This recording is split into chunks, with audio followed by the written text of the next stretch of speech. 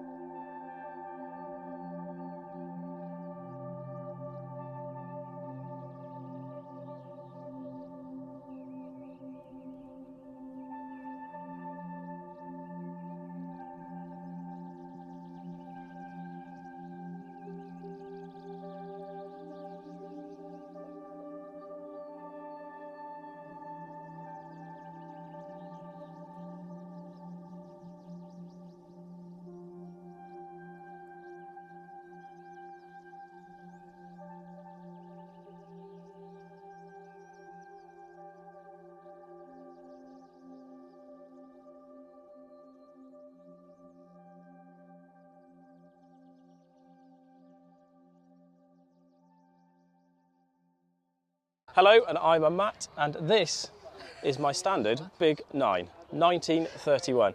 And I should probably introduce my wife as well. Hi, I'm Jen. And that's pretty much it in terms of Jen's involvement in my car. So I've owned this for about 3 years, and I guess the question is, how have I got involved? Because as you can see, I'm a little young, despite my hairline, but we'll move on from that piece. Quite honestly, it came up on Facebook, and I was just perusing. My love and enthusiasm for old cars has probably come from your father, who has, well, quite honestly, always loved old cars, and has many at the moment. So we thoroughly enjoy kind of pootling around. Any opportunity the sun's out, I'm here. I bought it in this condition, so it's been off the road since 1964, and it's basically just been reconditioned over the kind of last 5 years. And yeah, I mean, from my point of view, I love it, and any enthusiasm that I can share with any younger individual, I'm absolutely doing so, because I just think it's a labour of love. Yes, you've got to have a bit of an understanding, and you've got to be a little bit forgiving, but at the same time, it just puts a smile on my face, and hopefully my wife's too.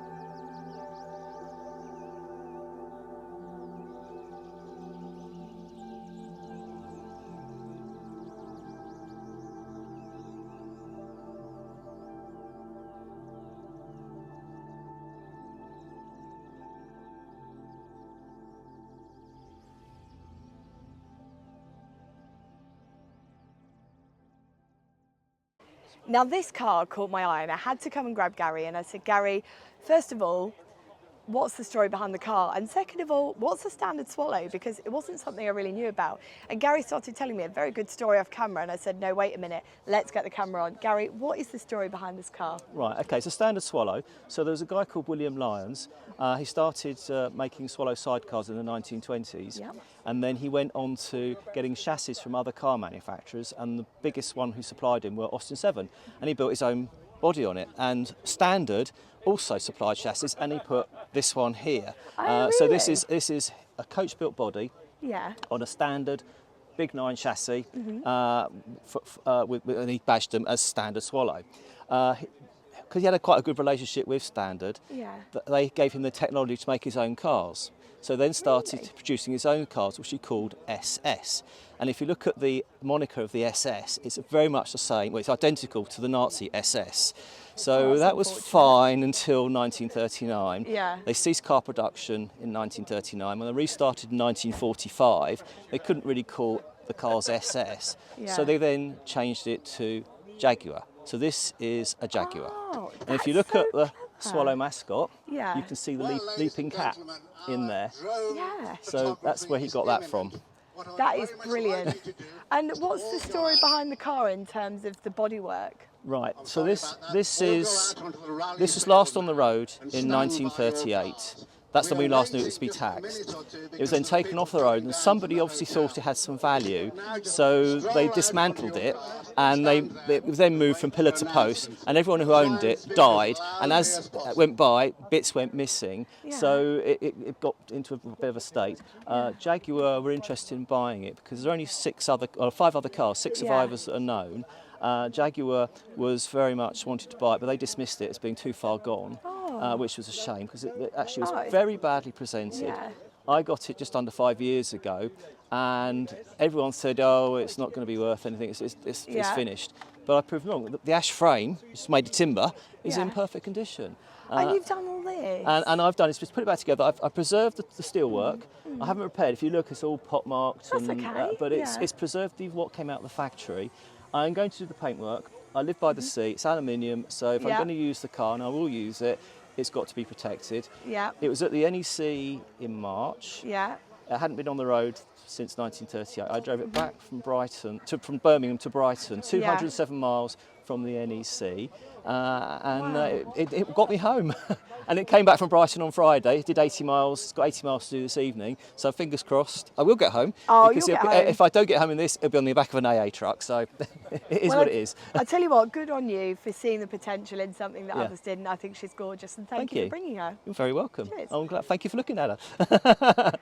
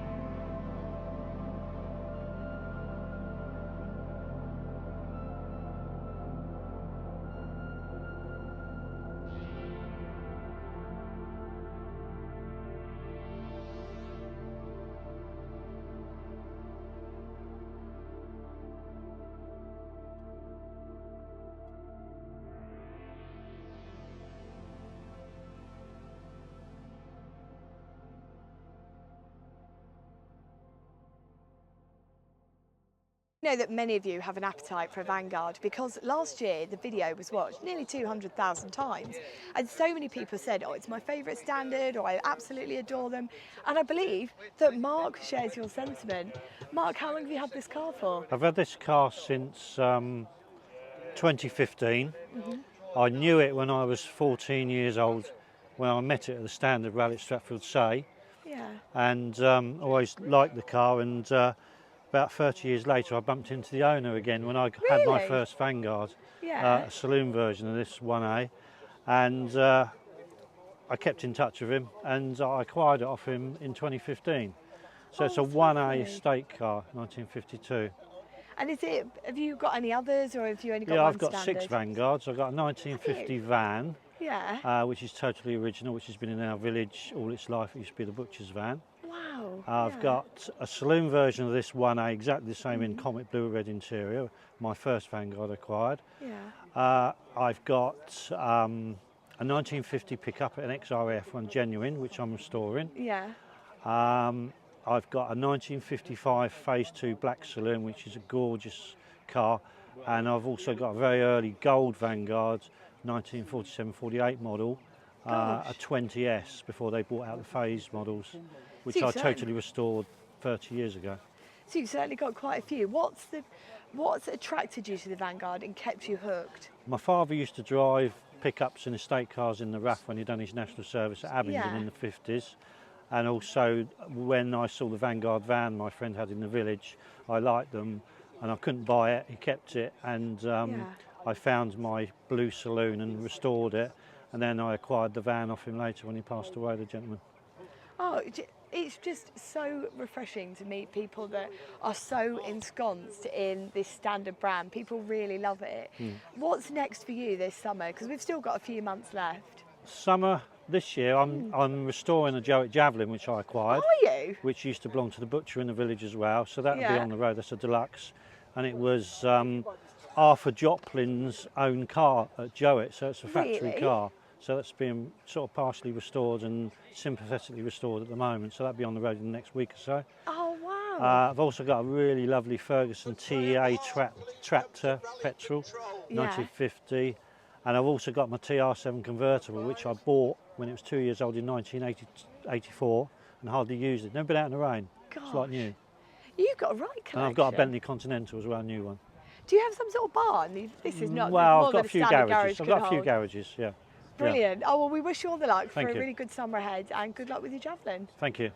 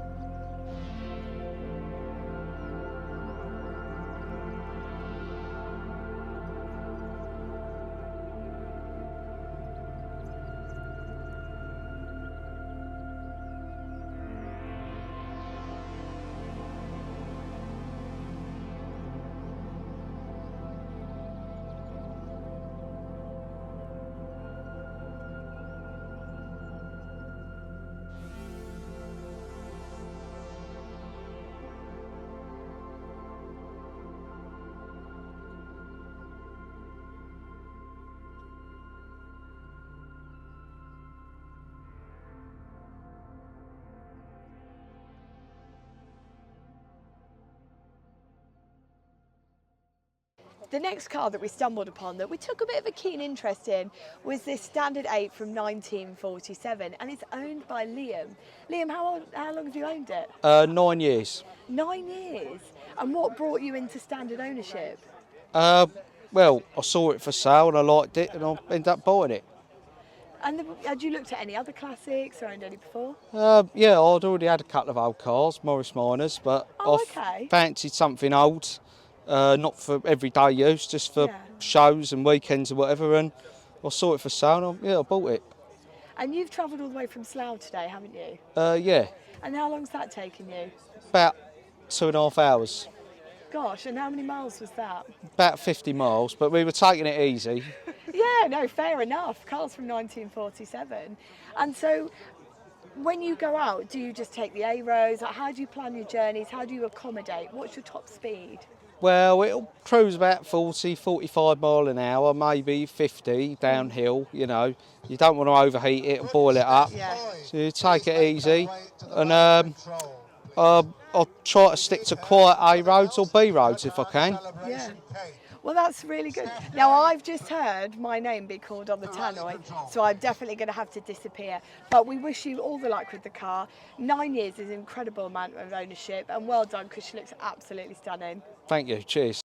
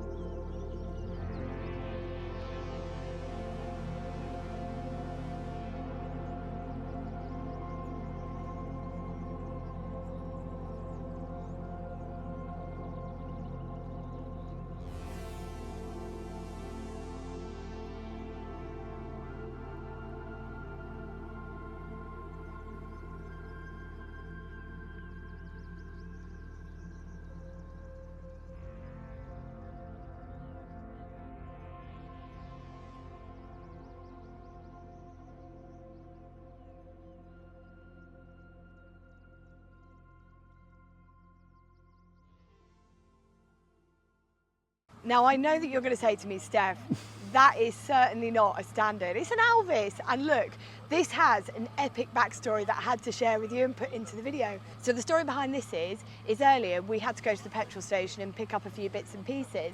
And whilst we were getting petrol, I saw this Elvis pull in. I thought, that's cool. That's also not at the rally. What's that doing out? And so I started chatting away to Martin.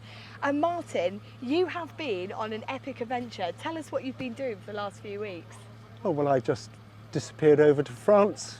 I had a little discussion with my son and off I went to France, right the way down to the Loire Valley and back again. I think we've covered about 1,600 miles, not a problem. That is sensational because this car is from 1930, isn't it? 1930, yeah. And didn't you say it had a bit of a story? Well, yeah, well, we bought it in the middle of lockdown and it, some chap had left one of the spark plugs out for 35 years, so it took a little bit of love to get it going, but thanks to my son, here she is after its little adventure. And she is just beautiful. I mean, as you can see from the plaque on the front, you've been to the D-Day celebrations, you've been to classic car shows over there, and you're not even home yet. We've ambushed this poor man driving home. We said, just come and join us for the rally. And he came in, and you've been a really good sport having a look round. Well, it's wonderful. These cars are beautiful. I never realised there were so many standard different versions of them. They're a beautiful car. I Loads didn't of people realise they made a vote. V8. Yeah, this is the thing. You don't realise these things until you come to a rally, you chat to people, and you get ensconced in everything that's going on. What's your next adventure? Because you're a passionate, firm believer in getting these vehicles, driving them, using them, and living the life. Where are you going next? I think probably going to go down to the south of France, and then I'd like to go Yeah. across the top of Spain and go down through Portugal and just go wherever the wind blows. I just literally go where the wind blows, go from one little excursion to the other. Whatever leads me into the next place is where I go. That is really beautiful. And what do you do about parts? Is it hard to get bits and pieces? Oh, the Alvises, you can get a great deal of parts for them. The Alvis register is fantastic. I broke a half shaft just before I left, rung up on the Friday, and I had one in my workshop on the Tuesday. Well, you can't complain at that, can you? For a car that is nearly 100 years old. And I think that we can all learn from Martin's example in that we actually, no matter what we drive, could probably be using it a wee bit more, getting out there, having more adventures and being a bit braver. Now that's where I'm going to end today's video. It's been a cracking day out with, well, cracking weekend with the Standard Motor Club. They are crying out for more people to turn up for these rallies. You don't have to bring a standard. There are plenty of cars here that aren't standards today. They are one of the most welcoming, not snobby, down-to-earth, fun, vibrant clubs that I've ever been to, and I've had a really good day. And if you've been sitting there teetering, a little bit nervous, maybe shy to turn up, come down, come and chat to people. Everyone is just so open and friendly, and I'll definitely be back next year. So from me today, that's it. But until next time, take care and drive safely.